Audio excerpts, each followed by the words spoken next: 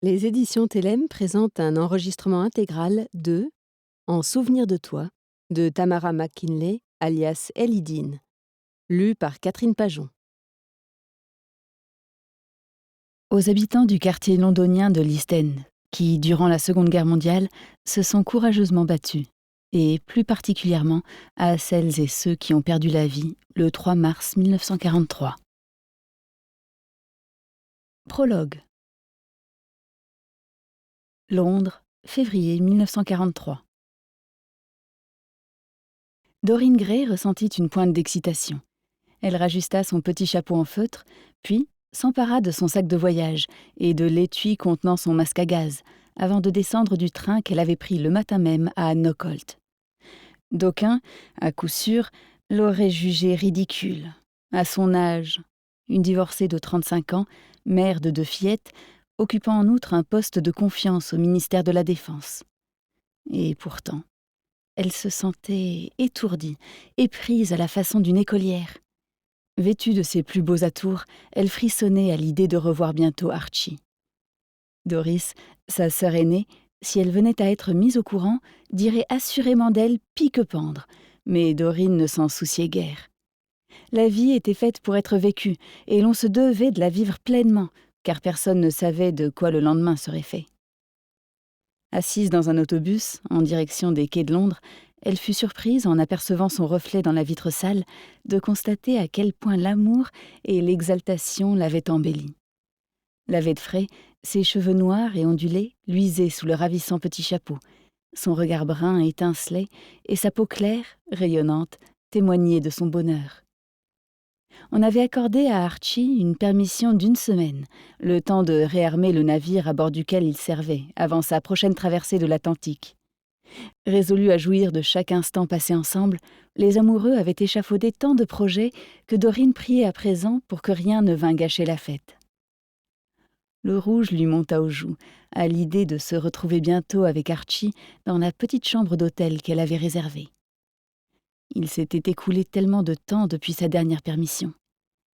La nuit, la terreur de le perdre la tenait éveillée. Depuis leur rencontre, 3 ans plus tôt, il n'y avait eu que de brèves retrouvailles, lorsqu'il était à terre. Entre-temps, elle avait dû se contenter de lettres et de doux souvenirs. Elle fit surgir de son sac à main la dernière missive en date, contemplant avec affection la photo qu'Archie avait jointe à son envoi. Archie Blake occupait le poste de chef mécanicien sur un destroyer qui faisait la navette entre l'Angleterre et les États-Unis pour escorter des convois de navires marchands. C'était un grand gaillard qui, à l'âge de 15 ans, avait échappé à la pauvreté du quartier de l'East End en apprenant le métier de matelot, qu'il exerçait depuis. Sa barbe fleurie et ses épais cheveux noirs, son regard bleu foncé, sa propension à rire et sa joie de vivre le rendaient irrésistible aux yeux de Doreen. Elle ne put s'empêcher de sourire en se rappelant combien il la dominait lorsqu'il marchait à côté d'elle. Son pactage de marin sur son épaule large, sa démarche chaloupée. Vêtu de son uniforme, il en imposait, et les jeunes femmes qui les croisaient lui jetaient des regards appréciateurs. Cependant, malgré sa taille et sa carrure, Archie se révélait une crème d'homme, doublé d'un amant attentif et talentueux, qui lui écrivait des lettres superbes, et qui, lorsqu'il la serrait contre lui, le faisait avec une telle tendresse que le regard de Doreen s'embuait. Clignant des yeux pour en chasser les larmes, elle rangea prestement la lettre et la photo dans son sac à main. L'autobus venait de négocier le dernier virage, et déjà, Doreen distinguait, par-dessus les toits des innombrables entrepôts bordant les quais, les cheminées et les canons du navire d'Archie. Comme elle attendait que le véhicule s'immobilise, elle adressa un sourire à la conductrice, incapable de contenir son enthousiasme. « Tu en as de la veine !» fit celle-ci avec un clin d'œil entendu. « Embrasse-le de ma part. Toutes les filles sont amoureuses d'un marin, pas vrai ?»« Absolument !» répondit Doreen en sautant sur le trottoir. Elle longea la haute clôture couronnée d'énormes rouleaux de fil de fer barbelés, jusqu'à l'entrée gardée par 2 soldats en armes. De la poche de son manteau, elle fit surgir ses papiers d'identité, ainsi que le laissez-passer délivré par le ministère de la Défense. Elle attendit avec impatience qu'on examine minutieusement ses documents. Enfin, on l'autorisa à pénétrer dans les chantiers navals. Il y régnait une activité de ruche. Des débardeurs chargeaient ou déchargeaient d'énormes navires gris dans les cales desquels des grues puisaient d'énormes caisses. Matelots et soldats allaient et venaient, chargés de missions d'importance, tandis que des manutentionnaires hurlaient des ordres aux porteurs et aux garçons de course. Des remorqueurs haletaient sans répit sur les flots agités, cependant que des goélands criaillaient dans le ciel, au milieu des ballons de barrage. Des péniches, chargées de bois et de charbon, se frayaient un chemin avec solennité. Dorine traversa la cohue avec assurance. Elle avait l'habitude d'évoluer dans un milieu essentiellement masculin. Elle comptait parmi les rares femmes à côtoyer les scientifiques et les ingénieurs de Fort Alstead, devenu, 5 ans plus tôt, le siège d'un centre de recherche sur les fusées à combustible solide. La jeune femme y occupait le poste de secrétaire particulière de Brains Wallis, brillant chercheur. Un travail passionnant, songea-t-elle, mais pour l'heure, elle ne se souciait que d'Archie. « Dorine !» La voix tonitruante dans son dos la fit se retourner, et elle adressa au garçon un large sourire. Son cœur bondissait dans sa poitrine. Laissant tomber son sac de voyage, elle courut vers lui pour se jeter dans ses bras qu'il avait ouverts tout grands. Il la souleva de terre et la serra jusqu'à l'étouffer presque. Les mots devenaient inutiles. Le baiser joyeux et profond qu'ils échangèrent disait tout. Enfin réunis, ils allaient pouvoir, une semaine durant, oublier la guerre, oublier leur mission, oublier tout le reste pour ne penser qu'à eux. Chapitre 1. Cliff Haven. La pension du bord de mer comptait parmi les innombrables maisons mitoyennes qui, en rang serré, prenaient d'assaut la colline depuis le bord de mer. La Manche, on ne l'y distinguait guère que depuis l'une des fenêtres du dernier étage, mais jamais cela n'avait dissuadé les nombreux touristes de séjourner là avant la guerre. C'était dans cette demeure que Peggy Dawson avait grandi, puis, après avoir épousé Jim Reilly, elle s'y était réinstallée avec son époux, lorsque ses parents avaient pris leur retraite. À leur tour, les enfants du jeune couple s'étaient épanouis sous ce toit. Dehors, il faisait encore noir. Peggy Reilly, allongée dans son lit, se demandait comment, à Londres, Dorine, sa jeune sœur, et Archie s'étaient entendus durant cette semaine qu'ils venaient de passer ensemble. Le marin ne tarderait plus à reprendre la mer. Jamais il ne lui serait venu à l'idée de blâmer Dorine pour son comportement. Elle était divorcée, après tout, et les circonstances poussaient les uns et les autres à jeter aux orties les codes sociaux un peu trop stricts pour laisser parler plutôt leur cœur et leur corps. En ces temps d'incertitude, il était primordial de saisir chaque instant de bonheur. Peggy s'enfouit un peu plus sous les draps, cependant que la pluie fouettait les vitres couturées de rubans adhésifs. Venu de la mer, le vent hurlait, malmenant les murs de la bâtisse et secouant la gouttière mal fixée. Les lieux avaient connu de nombreux changements au fil des années. Une fois la guerre déclarée, les touristes avaient déserté Cliff Haven, en sorte que Peggy s'était rendue à l'office du logement de la ville pour proposer ses chambres, désormais libres, à des jeunes femmes qui, pour une raison ou une autre, auraient eu besoin d'un toit. L'arrivée de ces dernières avait redonné vie à la pension, que les enfants de la logeuse avaient peu à peu désertée. Pour l'heure, 4 locataires habitaient là, et Peggy, qui ne chômait pas, se partageait entre Daisy, sa fillette, la vieille Cordelia Finch et Ron, son beau-père. Son époux, Jim, avait été appelé sous les drapeaux. Le visage de la station balnéaire, belle endormie jadis, s'était métamorphosé lui aussi, pendant les 4 ans qui venaient de s'écouler. Dominant la baie en fer à cheval, les falaises de craie résonnaient maintenant du rugissement des avions de chasse et des bombardiers qui, sans répit, décollaient de l'aérodrome de Cliff ou atterrissaient sur ses pistes. Sur le domaine de Lord Cliff, c'étaient les coups de hache et le crissement des scies qui se donnaient à entendre. Les membres du corps des forestières y abattaient des arbres dont on faisait des traverses de chemin de fer, de lourdes poutres pour étayer les puits de mine. Le bois servait aussi à bâtir des logements d'urgence. De jeunes volontaires s'échinaient dans les champs, semant et récoltant avec ardeur, afin de subvenir aux besoins des Anglais, maintenant que les convois de vivres qui traversaient l'Atlantique comptaient parmi les cibles préférées des Allemands. l'élégant manoir de Lord Cliff abritait en outre un régiment de soldats américains.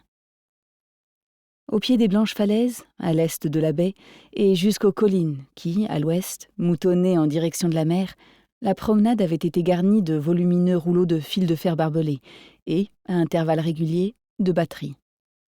Sous les galets de la plage se dissimulaient des mines, et l'on avait coulé d'énormes pièces de béton dans l'eau de la baie, avec l'espoir qu'elles dissuaderaient l'ennemi d'y organiser un débarquement.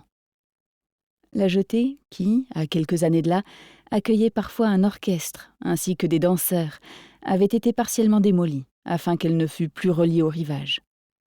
Dans l'enchevêtrement de ces vestiges noircis et rouillés se trouvaient les restes d'un chasseur allemand que les aviateurs anglais avaient abattu. Les parois des délicieux petits abris du front de mer portaient des traces de balles.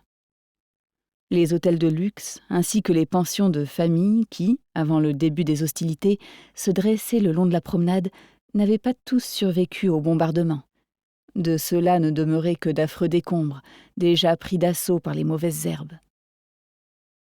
La ville elle-même n'avait pas été épargnée. Une bombe allemande avait frappé de plein fouet le cinéma. On avait creusé, sous la cour de récréation d'une école, un vaste abri municipal, au-dessus duquel on entretenait un potager. Partout, rambardes et grilles en fer avaient été confisquées pour fournir le métal nécessaire à la fabrication de nouveaux avions. Derrière la gare, un quartier tout entier avait été rayé de la carte, au début du conflit, par une bombe incendiaire. La gare elle-même avait perdu son hall, ainsi que ses guichets. Dans le nord de Cliffhaven s'étendait à présent un site industriel ceint d'un haut grillage lourdement gardé, à l'ombre d'énormes ballons de barrage. Pourtant, en dépit de ces ravages et de ces bouleversements, les habitants de Cliffhaven demeuraient soudés, unis dans un même combat, tandis que les hommes avaient rejoint l'armée et que, pour leur sécurité, on avait éloigné la plupart des enfants. Les femmes accueillaient à bras ouverts les troupes alliées, les volontaires de la Women's Land Army qui s'exténuaient dans les champs, les ouvrières d'usine qu'on croisait dans les pubs de la ville, ou bien à la salle paroissiale, où l'on donnait des bals.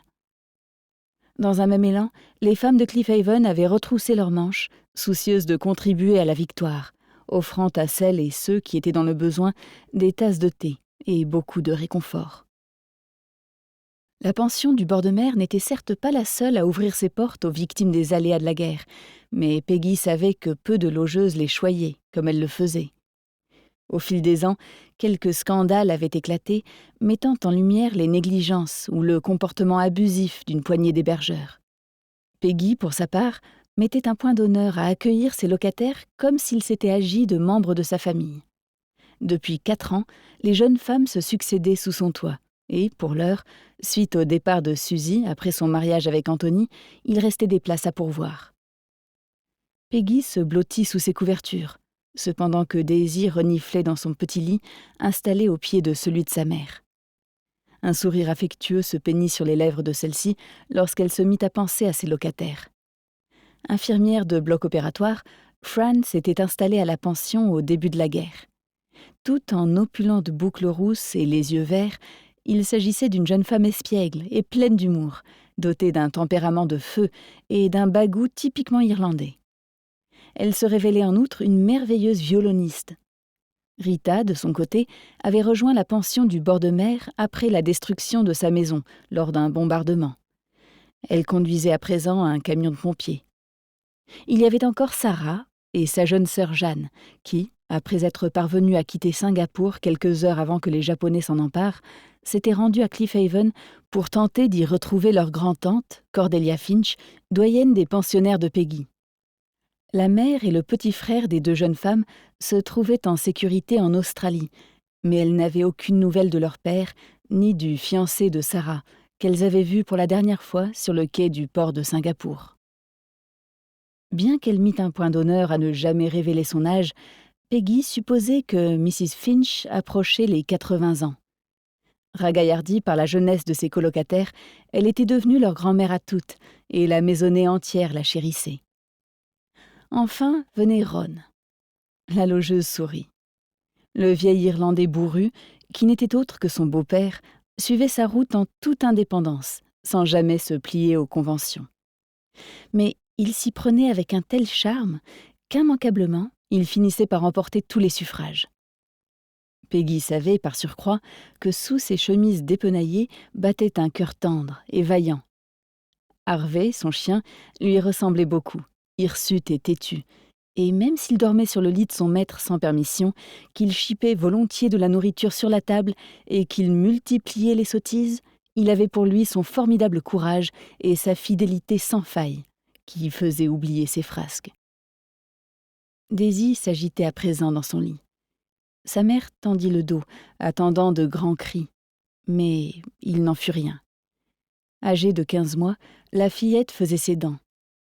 Peggy avait mal dormi, entre les pleurs de l'enfant et le raffut des avions de la RAF, capables de réveiller un mort. Elle se félicita cependant que les bombardiers allemands ne les aient pas attaqués, en raison du temps maussade. Mais il n'en demeurait pas moins que ce sommeil haché n'était pas réparateur, et qu'elle se sentait fatiguée. Le bruit du vent et de la pluie devenait oppressant. Ses pensées se tournèrent vers les membres de sa famille, à présent dispersés, et sans doute faudrait-il plusieurs années avant qu'enfin la tribu se retrouve au complet sous ce toit. Le combat était incessant. Le rationnement, les restrictions, les files d'attente interminables devant les magasins, les bombardements. Parvenir à joindre les deux bouts tenait de l'exploit. Les efforts que Peggy déployait pour sourire, malgré l'absence de son époux, qui lui broyait le cœur. Ces efforts pesaient chaque jour un peu plus lourd. Anne, sa fille aînée, vivait dans le Somerset, chez la tante d'une ancienne pensionnaire de Peggy, une fermière qui avait accepté d'accueillir aussi chez elle Bob et Charlie, les deux jeunes frères d'Anne. Le mari de cette dernière était pilote de chasse dans la RAF, et Peggy n'avait pas encore fait la connaissance de sa deuxième petite fille, Emily, née là-bas depuis peu. Sissy, sœur cadette d'Anne, avait rejoint les rangs de la WAAF, Women's Auxiliary Air Force. À ce titre, elle occupait le poste de chauffeur auprès d'un haut gradé de la base aérienne de Cliff. Peggy n'avait pas vu sa jeune sœur Dorine depuis plusieurs années, car elle travaillait pour le ministère de la Défense et se déplaçait beaucoup, ne demeurant dans chaque lieu guère plus que quelques semaines. Elle devait souffrir, elle aussi, s'émut la logeuse, car Evelyn et Joyce, ses deux petites filles, vivaient pour le moment au Pays de Galles. Pas une fois depuis le début de la guerre, leur mère n'avait pu leur rendre visite. Et que dire de Jim, le mari de Peggy? Jim, qui se trouvait en Inde. À l'idée de le savoir à l'autre bout du monde, elle sentit les larmes lui monter aux yeux. Elle préféra se lever plutôt que de continuer ainsi à s'appesantir sur son sort.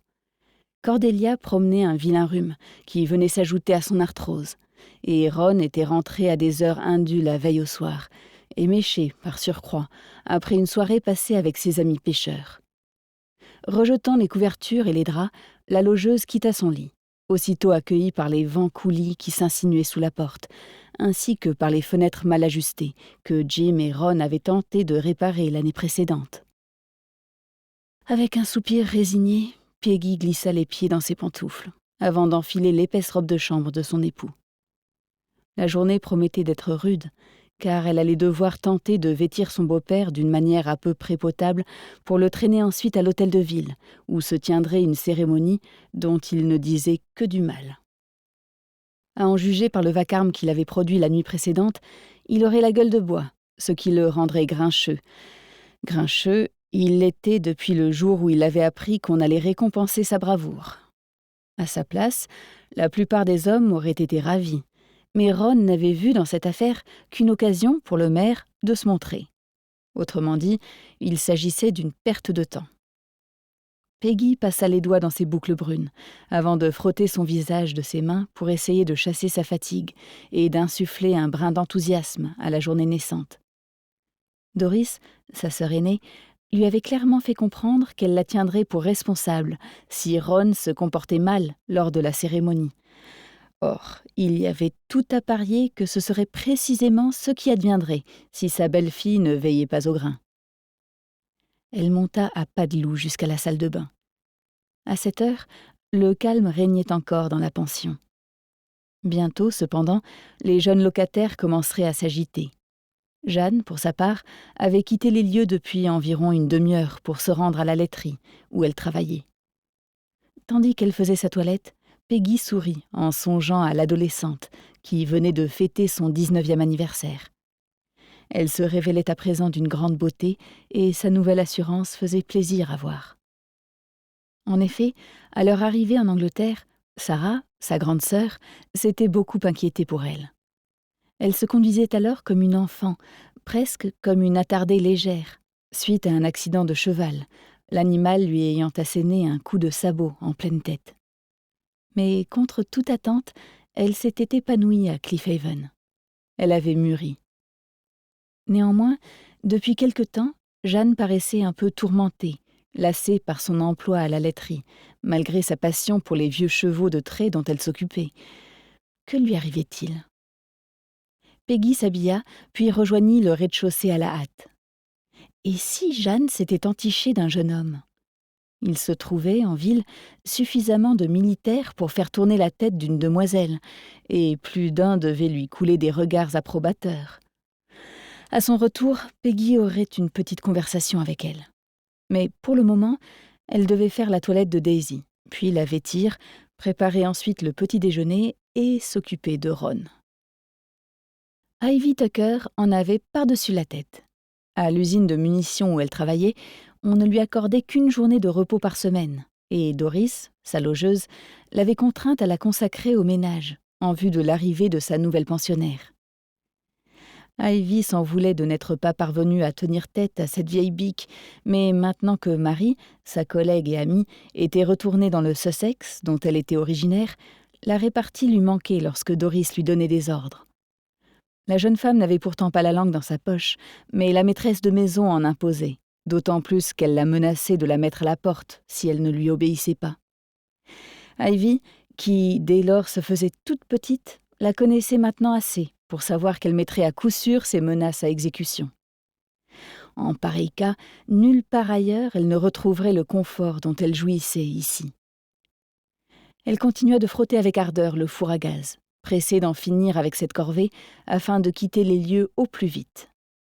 Après avoir éliminé les dernières salissures au moyen d'un bouchon de papier journal, elle passa un chiffon humide sur la cuisinière, puis, une fois la porte du four briquée, elle la referma sans ménagement et jeta à la poubelle le papier souillé.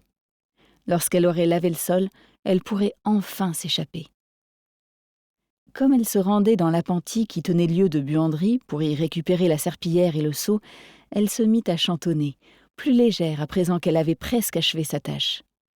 Elle remplit d'eau le seau, puis s'attaqua au linoléum, en songeant à Hackney, où elle avait vu le jour, aux 2 pièces exiguës dans lesquelles elle avait vécu durant 18 ans. Il ne s'agissait certes pas de l'endroit le plus agréable, d'autant plus qu'elle avait dû partager sa chambrette avec ses 3 frères et sa sœur, mais, malgré leur lutte quotidienne pour joindre les 2 bouts, ils formaient une famille unie, jusqu'à ce que la guerre ne les oblige à se séparer. Ivy s'était installée à Cliffhaven près de 9 mois plus tôt, et si son travail à l'usine se révélait salissant et dangereux, elle gagnait fort bien sa vie. Ses frères servaient sur les convois maritimes qui traversaient l'Atlantique dans les 2 sens, tandis que sa sœur occupait un poste de dactylo à l'amirauté. Parce qu'il travaillait à la compagnie du gaz, son père, lui, n'avait pas été appelé sous les drapeaux, et sa mère s'épuisait dans une conserverie. Leur immeuble avait été détruit lors d'un bombardement, au début de l'année 1942. Aussi, les parents d'Ivy habitaient-ils maintenant à Shoreditch, au-dessus d'un bistrot. Le père de la jeune femme s'en réjouissait, mais son épouse le surveillait de près, car, quand il avait un peu trop bu, il offrait volontiers des tournées à ses amis. Ivy rinça la serpillière avant de contempler son œuvre. Le sol se révélait d'une propreté immaculée, mais il allait lui falloir du temps pour sécher, raison pour laquelle la jeune femme ouvrit la porte de derrière. Elle en profita pour sortir fumer une cigarette. Il faisait froid, mais le soleil brillait. L'air vif sentait la mer. À Londres, elle n'avait jamais humé que l'odeur du smog et de la fumée. Elle s'assit sur le pas de la porte pour profiter mieux de ces instants paisibles. « Le sol est encore humide », lui lança Doris depuis le couloir. « C'est justement pour ça que j'ai ouvert la porte. »« Cela provoque un courant d'air et le chauffage fonctionne en pure perte. Fermez cette porte immédiatement et passez la vieille serviette par terre pour tout sécher. » Ivy ravala une réplique mordante, tira une dernière fois sur sa cigarette avant d'en pincer l'extrémité pour glisser le mégot dans la poche de son gilet. Elle fourgonna dans la buanderie jusqu'à y dénicher la vieille serviette usée. Comme elle venait de se mettre à quatre pattes pour la passer sur le sol, on sonna à la porte. « Ce doit être ma pensionnaire », fit Doris en tapotant sa coiffure impeccable. Elle se précipita, tandis qu'Ivy poursuivait son labeur, en priant pour que la nouvelle venue se révèle aussi gentille et amicale que Marie, à qui elle allait succéder. Toujours à quatre pattes, elle tendait l'oreille pour essayer de saisir la teneur des murmures qui lui parvenaient à présent. En vain. Elle avait presque atteint la porte du couloir lorsqu'elle se retrouva nez à nez avec une paire de souliers hors de prix et deux mollets fuselés. Levant les yeux, elle sentit le cœur lui manquer. Certes, la jeune femme avait à peu près le même âge qu'elle, mais elle était élégamment vêtue et arborait une mine prétentieuse. Elle portait des vêtements de qualité, ses longs ongles avaient été méticuleusement manucurés et sa coiffure, comme son maquillage, ressemblait à celle de Doris pour le soin qu'elle y avait apporté. « Caroline », fit la maîtresse de maison, « voici Ivy Tucker. » Celle-ci bondit sur ses pieds en rajustant l'une des bretelles de sa salopette, avant de tendre la main à Caroline. « Enchantée » bredouilla-t-elle. Les yeux bleus considérèrent avec froideur la main sale, que la jeune femme ne serra pas. « Caroline Palmer French », répondit-elle sur le ton de qui n'a jamais fréquenté que les beaux quartiers de Londres. Ivy lui rendit son regard glacé, décréta pour elle-même qu'elle n'aimait pas la nouvelle venue. À l'évidence, cette animosité se révélait réciproque. « Caroline va occuper le poste de secrétaire particulière de l'administrateur de l'hôpital », lança joyeusement Doris, fière comme s'il s'était agi de sa propre fille. Elle se tourna vers Caroline. Ivy, quant à elle, travaille à l'usine de munitions. La place est bonne, mais elle n'exige guère d'instruction, ce qui lui convient parfaitement. Ce fut pour la londonienne comme une gifle. « Je sais lire et écrire », répliqua-t-elle avant de toiser Caroline. « Et, grâce aux filles dans mon genre, nos gars ont de quoi combattre les boches. C'est tout de même autrement plus important que de taper des lettres pour un abruti crâneur assis toute la journée dans son bureau. »« Ça suffit !» grinça la maîtresse de maison. « Veuillez m'excuser, Caroline, mais que voulez-vous, les temps sont durs. Il m'est impossible de sélectionner mes locataires comme je le souhaiterais. » La jeune femme lui sourit. « Je vous admire, Madame Williams. Cela doit être très contrariant. »« Appelez-moi Doris, voyons, » minauda la logeuse. Excédée, Ivy lança la serviette en direction du seau, avant de passer une main dans ses cheveux en bataille, puis d'essuyer son visage en sueur. « Je m'en vais », décréta-t-elle. « Pas avant de nous avoir préparé du café. Caroline doit mourir de soif, au terme de son long et épuisant voyage. » Ivy les observa toutes deux, consciente qu'elle risquait de s'attirer de gros ennuis, mais ce fut plus fort qu'elle. « Et pourquoi donc ? Elle habite sur la Lune ?» Le petit rire cristallin de la nouvelle venue fit grincer les dents de la londonienne. « Je viens de Chelsea », lui apprit Caroline. « Et oui, je serais ravie de prendre une tasse de café. À condition qu'il ne sorte pas d'une bouteille de sirop aromatisé. Je trouve cela infect. Il ne se trouve dans cette maison que les meilleurs cafés, » se vanta Doris. « Suivez-moi au salon, Caroline. Nous y serons plus à l'aise. » Puis, fusillant Ivy du regard, « Vous savez où se trouve la cafetière. Et dépêchez-vous. Caroline désire défaire ses bagages et s'installer dans sa chambre avant de se présenter à son futur employeur. » « Pas question qu'elle partage ma piole », s'empressa de dire Ivy. Doris et Caroline écarquillèrent de grands yeux stupéfaits. « Bien sûr que non, voyons. Jamais il ne me serait venu à l'esprit de lui proposer un pareil arrangement. » Alors que les deux femmes pénétraient dans le grand salon, qui offrait une vue imprenable sur la côte, Ivy tourna résolument les talons, s'empara de son manteau et de l'étui contenant son masque à gaz, avant de détaler en faisant claquer la porte d'entrée dans son dos. Elle n'avait qu'à aller se faire voir avec leur café. D'ordinaire, les jeux de la lumière à la surface de l'eau et la beauté des blanches falaises la revigoraient, mais ce jour-là, des larmes de colère brillaient dans ses yeux. Elle emprunta la promenade. Doris était une sale bonne femme, et nul doute que Caroline, convaincue de sa supériorité sur la plupart de ses contemporains, se montrerait aussi infecte qu'elle. Ivy essuya ses larmes, fâchée de se laisser affecter ainsi par le comportement du duo infernal. Si seulement Marie n'avait pas quitté Cliffhaven, elle se sentirait moins seule. Mais il ne servait à rien d'espérer l'impossible. Marie avait regagné le Sussex, où elle avait grandi, et même si elle écrivait régulièrement à Ivy, celle-ci était à peu près persuadée qu'elle ne la reverrait plus. Elle se laissa tomber sur un banc criblé d'impacts de balles, regarda les goélands descendre en piqué vers les flots ou planer au-dessus de l'épave calcinée de l'avion allemand désormais prisonnier des vestiges de la jetée. Cependant, une lueur d'espoir demeurait dans le ciel de la jeune femme, car Peggy Reilly, lorsque Marie vivait encore sur Havelock Road, leur avait proposé à maintes reprises de les accueillir chez elle, où une chambre s'était libérée. Maintenant que Marie avait retrouvé sa région natale, la proposition tenait-elle toujours ? Marie était de ces jeunes femmes que tout le monde adorait, entre autres parce qu'elle s'exprimait bien et qu'elle était fille de pasteur. Ivy, pour sa part, n'était qu'une fille de l'East End, quartier défavorisé de Londres. Les Anglais du Sud avaient tendance à se méfier d'elle. Ses manières n'étaient pas les leurs et son accent, quelquefois, les déconcertait. Il arrivait en outre que sa franchise lui attirât certains désagréments. Elle soupira.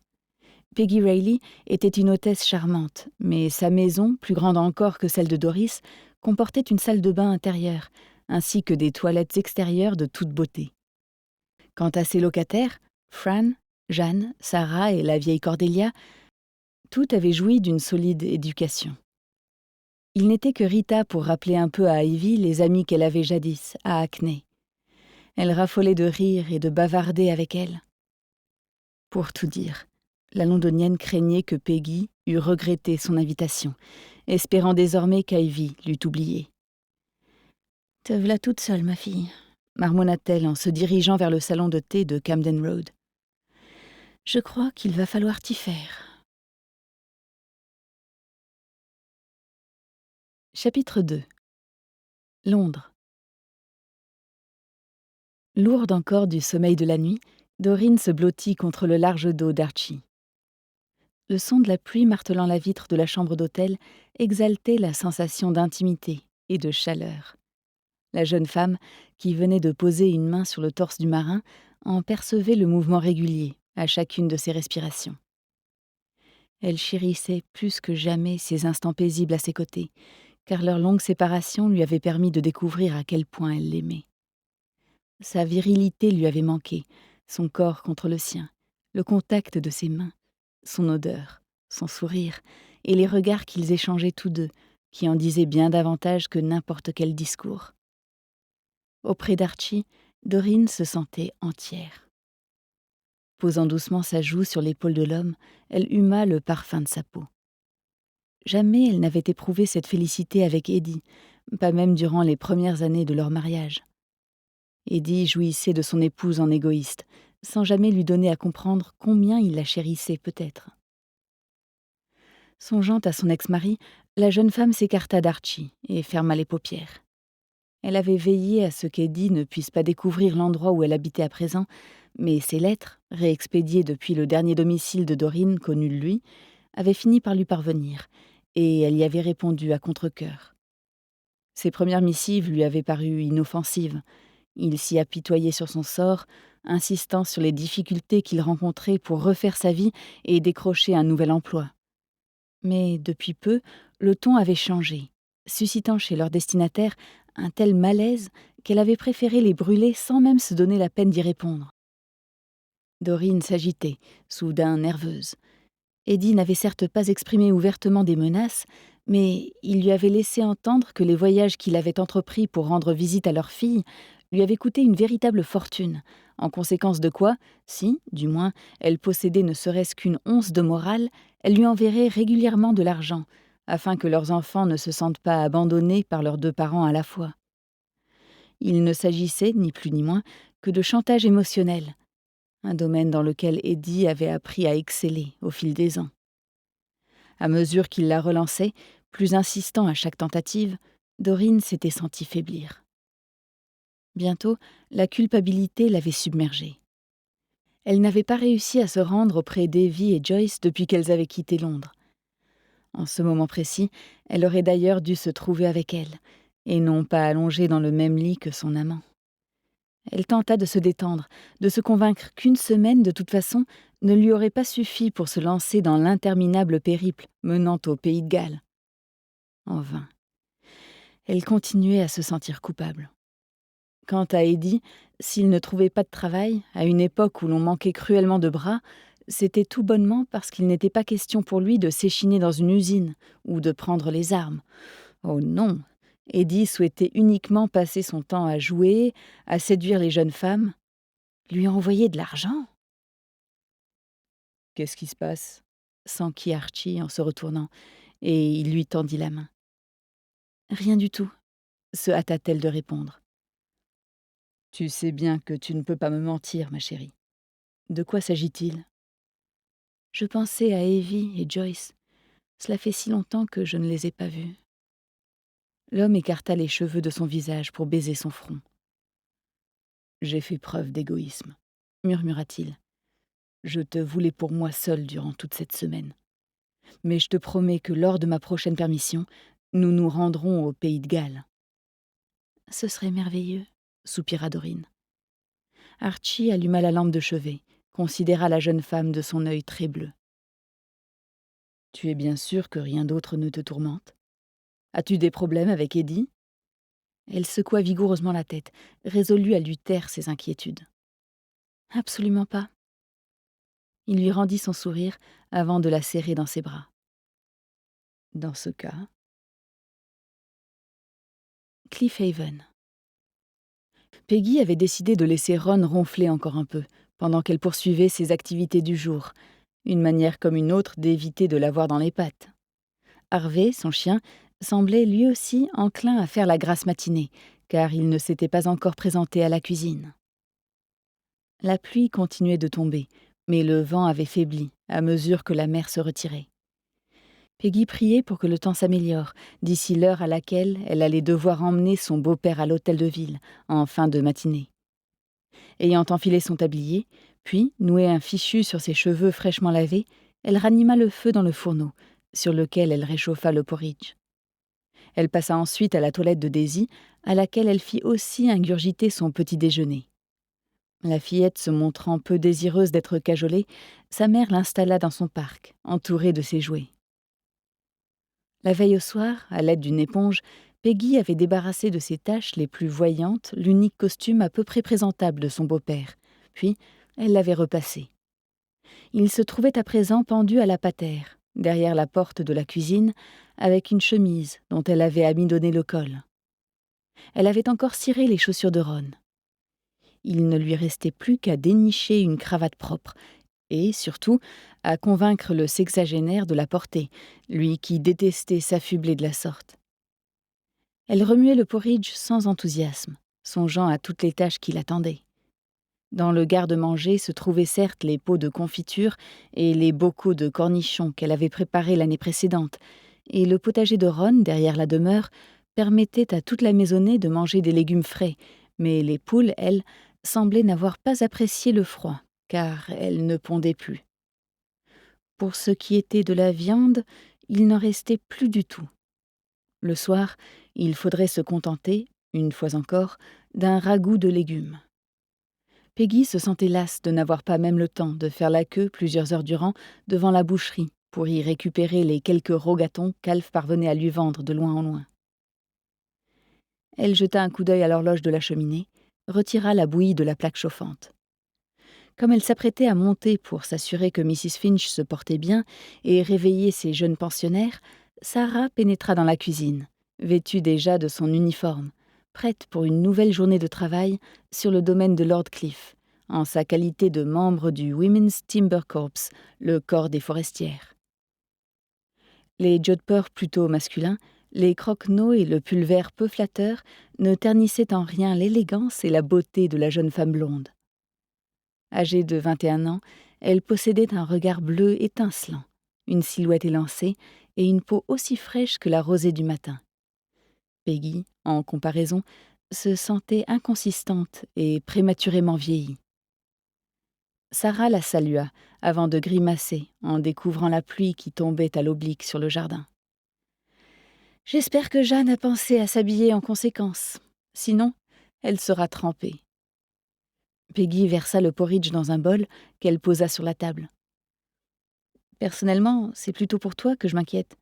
Te laisser traverser les collines par un temps pareil, ça ne me plaît pas du tout.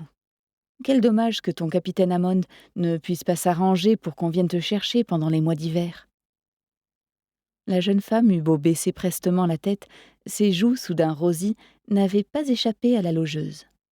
« Il ne s'agit pas de mon capitaine, et quoi qu'il en soit, ce n'est pas à lui d'organiser mes trajets professionnels, d'autant plus qu'un certain nombre d'urgences l'accaparent en ce moment. » Dès le début de leur relation, Peggy s'était méfiée de la prétendue amitié qui liait Sarah au beau Texan, même si, à plusieurs reprises, la jeune femme lui avait assuré qu'il ne se passait rien de plus entre eux. Sarah était toujours amoureuse de Philippe, son fiancé, qu'elle n'avait eu d'autre choix que de laisser derrière elle en quittant Singapour, juste avant l'invasion japonaise. Depuis, elle n'avait plus reçu la moindre nouvelle, mais elle semblait résolue à espérer, envers et contre tout, qu'un jour viendrait enfin où ils seraient de nouveau réunis. Peggy s'assit, versa le thé dans les tasses, tandis que sa pensionnaire dégustait son porridge. Parce qu'il avait fallu faire infuser plusieurs fois les feuilles en raison de la pénurie, le thé se révélait clairé, mais du moins étanchait-il la soif et réchauffait les deux femmes. « Je serais curieuse de savoir de quelles urgences il s'agit », commenta la maîtresse de maison sur un ton acerbe.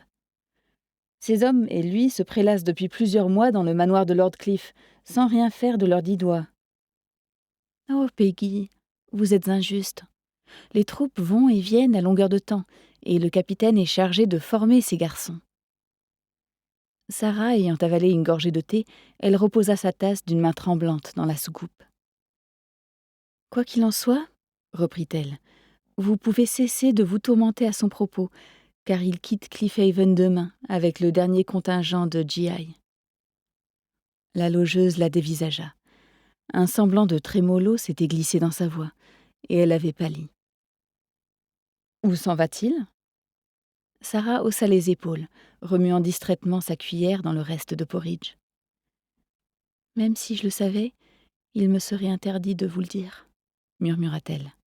« Tout ce dont je suis sûre, c'est qu'il ne restera pas en Angleterre. » Peggy saisit doucement le poignet de sa locataire pour mettre un terme au mouvement incessant de sa cuillère.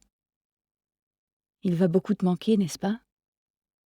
Sarah hocha la tête avant de détourner le regard.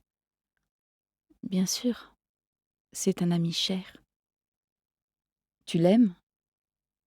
Peggy, qui avait parlé sans réfléchir, regretta ces mots en avisant la détresse qui se peignit aussitôt sur les traits de Sarah. Celle-ci prit une profonde inspiration, essuya ses larmes et demeura un moment silencieuse. « Cela ne me surprend pas, » enchaîna Peggy avec douceur. « C'est un homme séduisant et ses manières sont exquises. Qui te blâmerait d'avoir succombé ? Mais moi, je m'en veux terriblement. Je savais combien il était dangereux d'encourager son amitié, et combien je me sens vulnérable.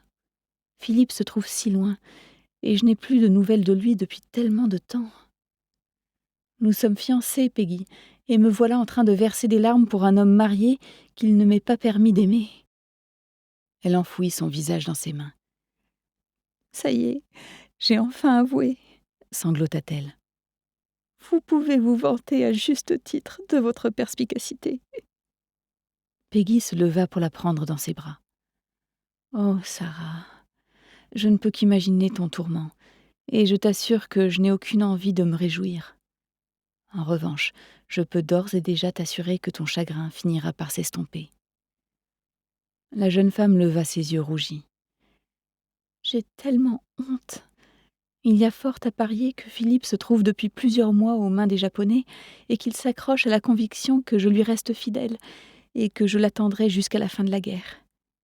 Pourtant, je nous ai trahis tous les deux. » « Tu n'as trahi personne, » se hâta de la couper Peggy. « Tu ne dois pas t'en vouloir. Cette affreuse guerre joue avec nos nerfs et nos sentiments.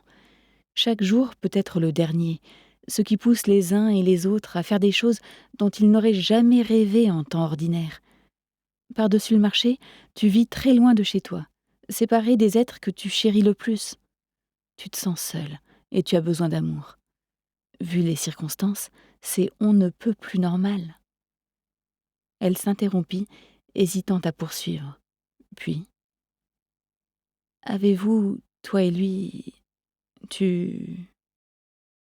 Choquée, Sarah ouvrit tout grand la bouche et écarquilla les yeux. Bien sûr que non. Comment avez-vous pu penser une chose pareille? Peggy se rappelait trop bien sa propre expérience avec Jim, durant la Première Guerre mondiale, pour ne pas savoir avec quelle facilité on pouvait jeter soudain prudence et raison aux orties pour se laisser emporter au cœur d'une tornade d'émotions. Elle songea aussi à sa jeune sœur Dorine, amoureuse d'Archie. « En ces temps troublés, ce serait naturel, » répondit-elle. « Eh bien, nous sommes restés sages. D'ailleurs, j'ai fait en sorte qu'il ignore tout de mes sentiments, et quand bien même il aurait soupçonné quelque chose, il n'en aurait éprouvé que de la gêne.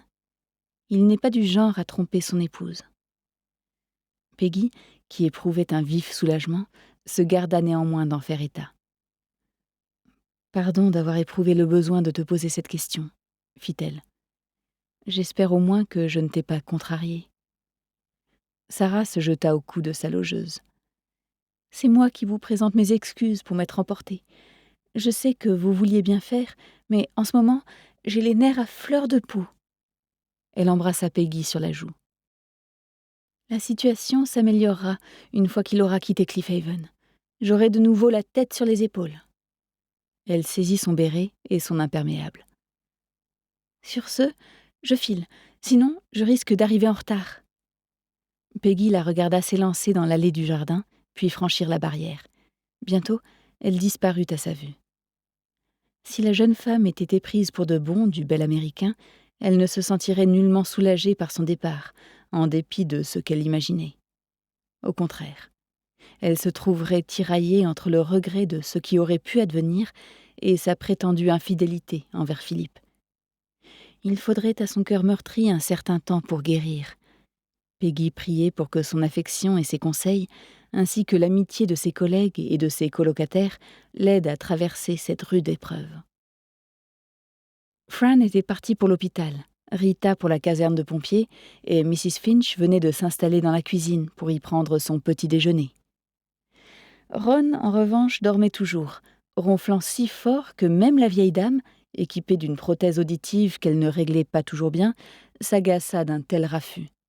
« De toute façon, il faut que j'aille le réveiller, » commenta Peggy, en jetant un coup d'œil à la pendule. Elle disposa une couverture sur les genoux de Cordelia, avant de lui remettre son journal, remarquant au passage combien les mains de sa pensionnaire étaient boursouflées et déformées. « Mieux vaut que vous restiez au chaud aujourd'hui, » fit-elle. « Ce temps humide n'est pas bon pour votre arthrose, et vous n'êtes pas encore tout à fait remise de votre rhume. » Cordelia la considéra avec attention par-dessus ses demi-lunes. « Je ne suis pas encore impotente, ma chère Peggy, » répliqua-t-elle avec fermeté. « Et si vous vous imaginez que je vais renoncer aux festivités, vous vous mettez le doigt dans l'œil. » Son regard bleu étincelait. « J'ai demandé à Bertram de nous conduire à la cérémonie. Il ne sert à rien d'avoir un homme à portée de main si on ne l'utilise pas à bon escient. » Peggy gloussa. « Vous êtes vilaine, Cordelia. Vous êtes sûre que ça ne le dérange pas ?» La vieille dame renacla, en s'emparant du journal. « Bah, il n'a rien de mieux à faire, puisque le golf est fermé aujourd'hui. » La logeuse souriait encore, en descendant l'escalier de pierre menant au sous-sol. Veuf de son état, Bertram Grantley Adams, qu'on surnommait Bertie, s'était lié d'amitié avec Mrs. Finch, à laquelle il rendait régulièrement visite. Sans jamais prendre ombrage des ordres que lui donnait Cordelia, il se comportait en parfait gentleman anglais, toujours prêt à rendre service et se contentant, en matière de cour, d'emmener son ami en promenade dans la campagne, à bord de son automobile. La provenance de l'essence dont il remplissait son réservoir demeurait un mystère, car le carburant était rationné et les bons d'essence constituaient une denrée très rare. Il régnait une atmosphère froide et humide au sous-sol, qui courait sur toute la longueur de la maison, éclairée seulement par une étroite fenêtre à demi aveuglée par les marches du perron. Les dégâts subis par la bâtisse 2 ans plus tôt, lors d'un bombardement, avaient été rapidement réparés, grâce à l'intervention spontanée des amis et des voisins de la famille Rayleigh, qui n'avaient rien demandé en échange. Il se trouvait là une chaudière en cuivre, ainsi qu'un évier de pierre et une essoreuse à rouleau. Un sèche-linge en bois pendait au plafond, qu'on manœuvrait à l'aide de cordes et de poulies. Le lundi, jour de lessive, Peggy s'échinait là. Comme elle lorgnait l'essoreuse à rouleau, elle se mit à rêver malgré elle de la machine à laver dont Doris, sa sœur aînée, avait fait l'acquisition. Doris vivait dans le quartier huppé de Cliffhaven, dans une grande demeure dont le jardin donnait sur la promenade et la mer. Elle faisait partie de ces femmes qui exigeaient le meilleur, considérant en outre la réalisation de leurs désirs comme un droit.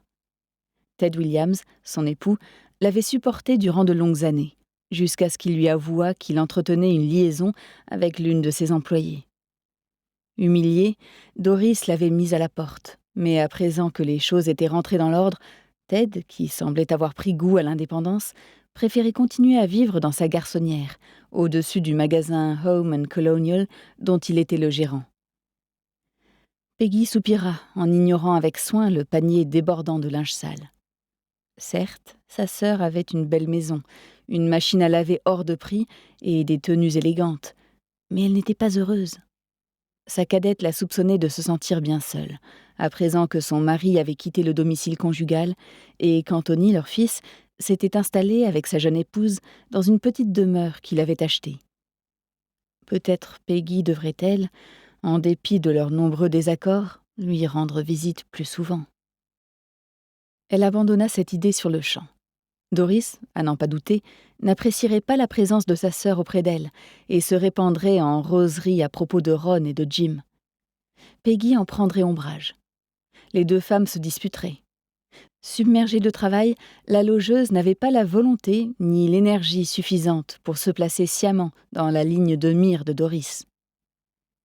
Elle s'engagea dans les 3 passages menant à la chambre de Ron, qui ronflait toujours. Il était venu vivre à la pension du bord de mer peu de temps après que les parents de Peggy avaient pris leur retraite. Déjà veuf, l'homme passait la plupart de ses nuits à pêcher avec Frank, son fils aîné, sur leur bateau. Plus tard, il avait passé la main, Frank demeurant seul à la barre.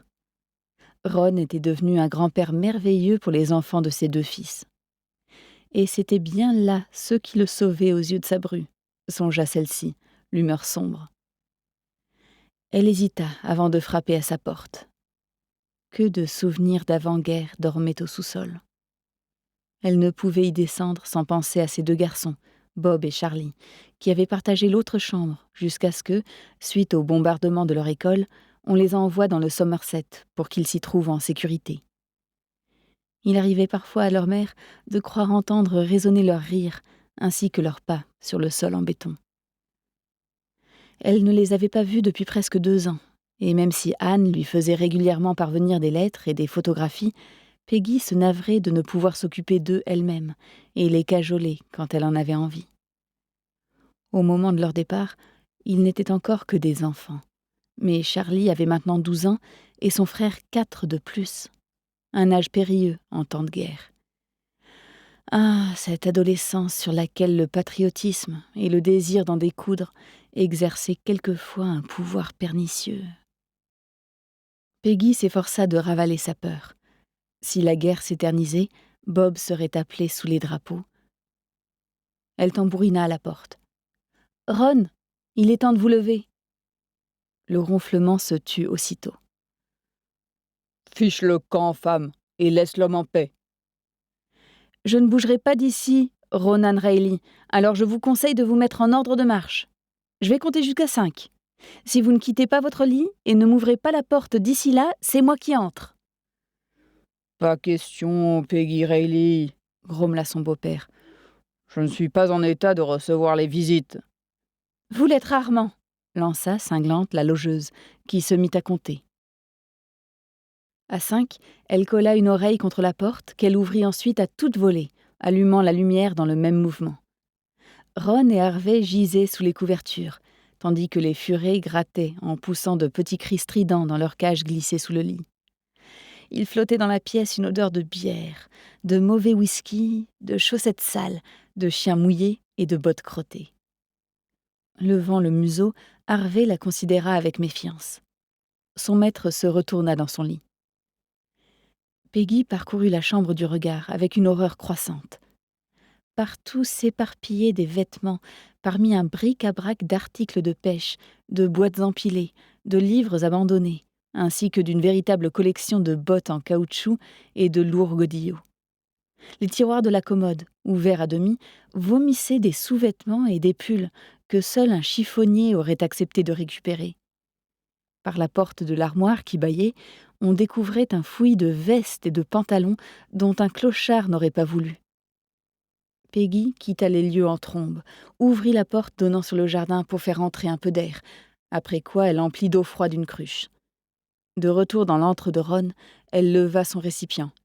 « Vous avez 2 secondes pour sortir de ce lit, » l'avertit-elle. « Ensuite, je vous verse l'eau sur la tête. » Harvey gémit, sauta du lit pour s'en aller au jardin, où il ne risquait rien. Il avait déjà vu Peggy en colère. « Vas-tu te résoudre à te taire ?» fit Ron du fond de son infect grabat.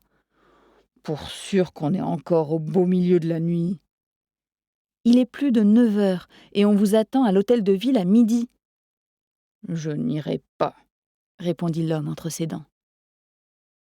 Peggy vida sur lui sa cruche. Ron se redressa dans un rugissement de stupeur et de dégoût. L'eau glacée trempait son oreiller, aplatissait ses cheveux et lui coulait dans le cou. Il posa ses yeux rougis sur le visage de sa bru, tandis que le liquide dégouttait de ses sourcils hirsutes. « Pourquoi as-tu fait une chose pareille ?»« Parce que ma patience est à bout. Vous me faites honte, Ronan Reilly, et votre Galta aussi. Et si vous ne vous décidez pas à vous remuer enfin, je vais remplir à nouveau cette cruche et je reviens. »« Tu n'oserais pas, » gronda Ron. « On parie ?» Ses yeux d'un bleu vif étaient injectés de sang sous ses sourcils broussailleux, mais il y brillait aussi une lueur de malice. Il plaqua ses cheveux en arrière avant d'essuyer son visage avec un coin de drap crasseux. « Pour sûr que tu es une sacrée petite guerrière, Peggy, et je ne doute pas que tu m'agresseras de nouveau si tu l'as décrété. Mais si tu veux que je me lève, tu vas devoir quitter cette pièce. » « Pas avant de vous avoir vu debout, les 2 pieds sur le sol. » Ron fit glisser son drap, révélant un large torse velu et 2 bras musclés. « Tu risques d'en voir encore davantage si j'obéis à tes ordres, » s'amusa-t-il en faisant mine de rejeter entièrement le drap. « Mais puisque tu m'as l'air d'y tenir... » Peggy piqua un phare et détala. « Vous auriez quand même pu me prévenir que vous étiez nu comme un verre !» lança-t-elle en claquant la porte dans son dos. « Tu ne m'en as pas laissé le temps !» Peggy se mordit la lèvre pour étouffer ses rires et regagna la cuisine, où Harvey, qui s'était allongé devant le fourneau et dont le poêle fumait, avait posé la tête sur les pieds de Mrs. Finch, le bout des pattes couvert de boue parce qu'il avait gratté la terre du jardin. Le linoléum était plein de salissures. Grognant d'impatience, la logeuse s'empara d'une vieille serviette avec laquelle elle nettoya les pattes de l'animal, qu'ensuite elle essuya. Depuis combien d'années Ron et son chien la faisaient-ils tourner en bourrique ?